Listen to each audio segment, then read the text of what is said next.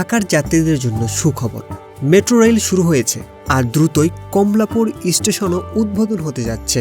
শহরের ট্রাফিক জ্যামের লড়াইতে নতুন আলো। আসুন জেনে নিই কেমন হচ্ছে সাধারণ মানুষের জীবন। মেট্রো আগমনের পর শহরের যানজট কমেছে।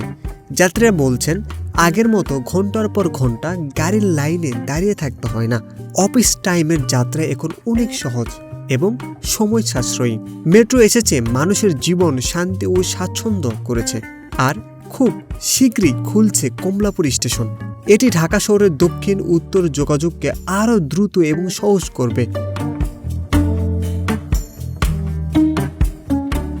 স্টেশনটি উদ্বোধনের পর আশা করা যাচ্ছে হাজারো মানুষ আরও স্বাচ্ছন্দ্য যাতায়াত করতে পারবে। তবে মেট্রো ব্যবহারে কিছু সমস্যা এখনও আছে।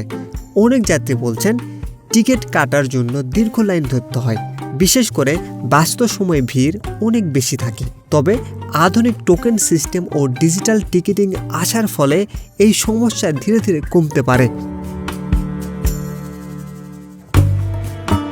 যাত্রীদের অভিজ্ঞতা মিলছে মিশ্র। কেউ বলছেন মেট্রো আমাদের সময় বাঁচাচ্ছে, আবার কেউ বলছেন ভিড় এখনো অনেক।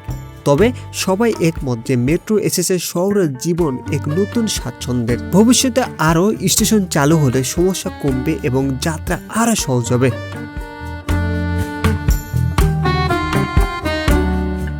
মেট্রো আগমন শুধু যাত্রীদের জীবন নয়, পুরো শহরের চলাচলকে বদলে দিচ্ছে। দেখা যাক আগামী দিনে শহরে আরও কত সহজে উঠবে। ভিডিওটি যদি পছন্দ হয় লাইক, কমেন্ট এবং সাবস্ক্রাইব করতে ভুলবেন না।